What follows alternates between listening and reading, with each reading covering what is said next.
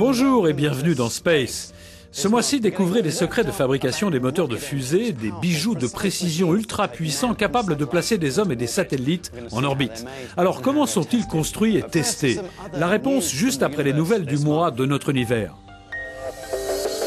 Philae se porte bien. Après plusieurs mois d'hibernation, l'atterrisseur de la mission Rosetta s'est réveillé et devrait pouvoir se remettre au travail, à savoir scruter la surface de la comète Chury sous toutes ses coutures.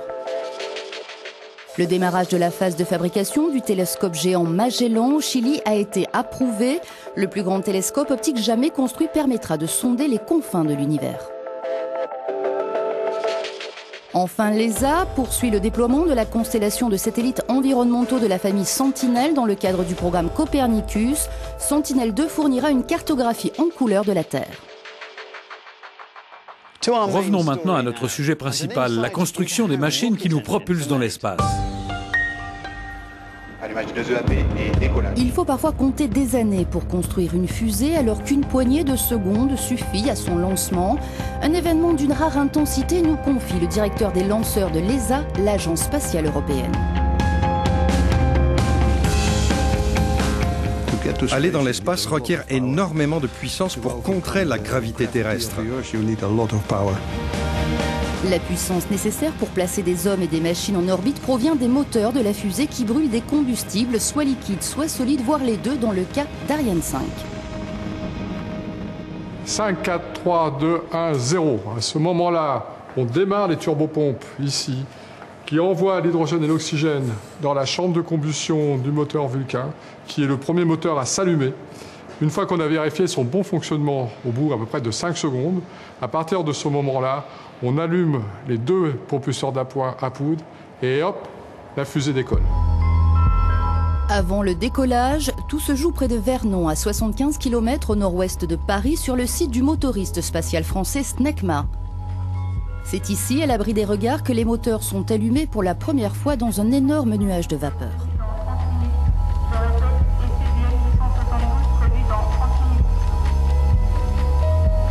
Tous les moteurs sont testés ici à Vernon, en sortant de production, sur des essais qui durent quelques centaines de secondes.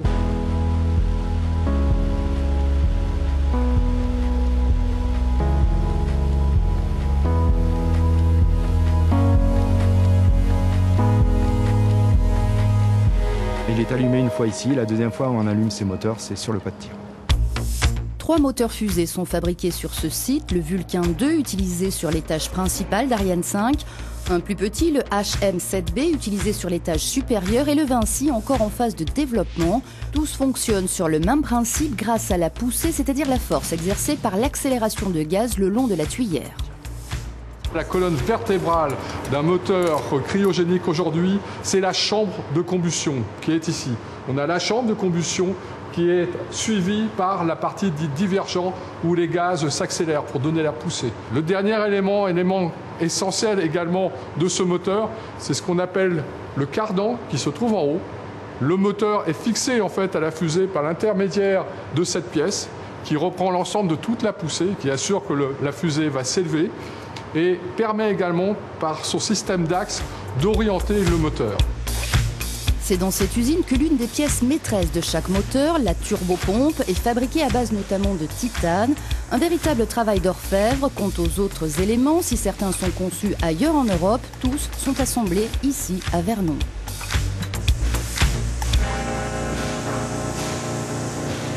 Donc, au sein de la fabrication de Snecma Vernon, nous réalisons des pièces de ce type-là qui composent la turbopompe hydrogène du moteur Vulcain d'Ariane 6. Donc vous pouvez voir, on a un atelier de fabrication avec des machines très précises pour réaliser des pièces avec une grande précision de l'ordre du micron. Par ailleurs, ces machines hautement sophistiquées et très chères doivent pouvoir s'adapter aux besoins spécifiques de chaque client et anticiper sur la concurrence. Ariane 6 viendra ainsi remplacer Ariane 5. La future fusée, qui se veut avant tout versatile, sera équipée de 2 ou 4 boosters et pourra lancer au choix 5 ou 10 tonnes de charge utile.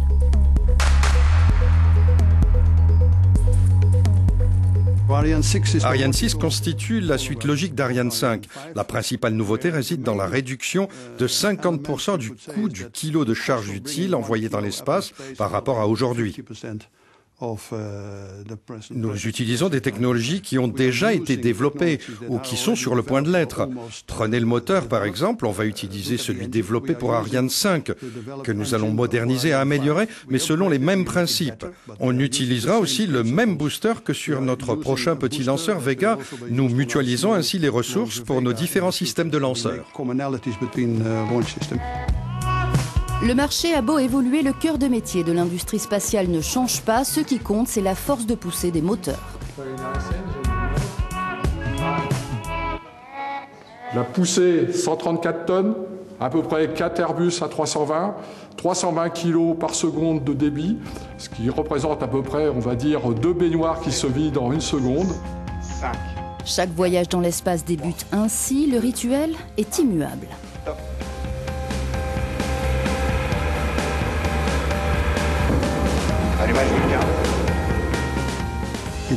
C'est très enthousiasmant. Les gens qui ont travaillé pour en arriver là sont très émus.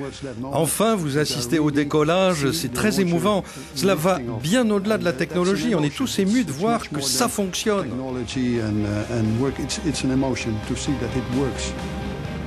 Une émotion décuplée par la singularité du moment. De fait, chaque lancement est unique en son genre car pour l'heure, les fusées n'effectuent qu'un seul vol dans l'espace.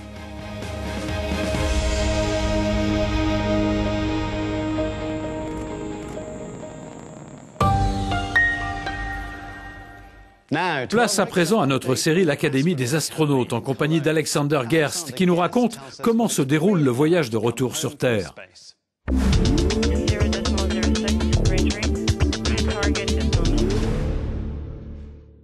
On a la même sensation que sur les montagnes russes les plus impressionnantes qui soient.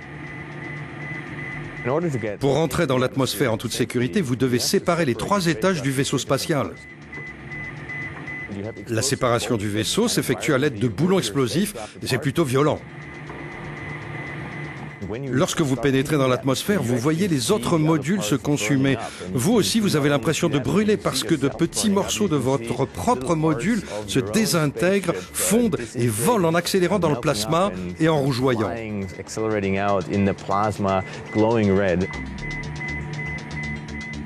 La poussée est vraiment très forte. Vous avez du mal à respirer, vous êtes sur le point d'avaler votre langue.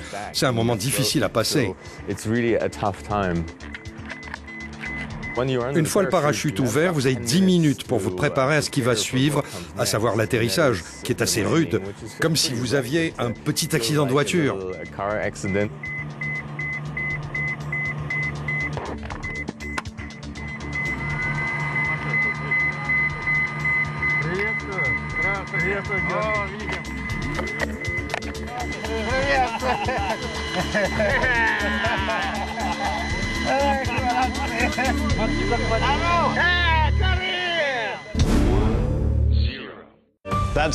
Le mois prochain, nous ferons le point sur la théorie des ondes gravitationnelles. À très bientôt. See you then.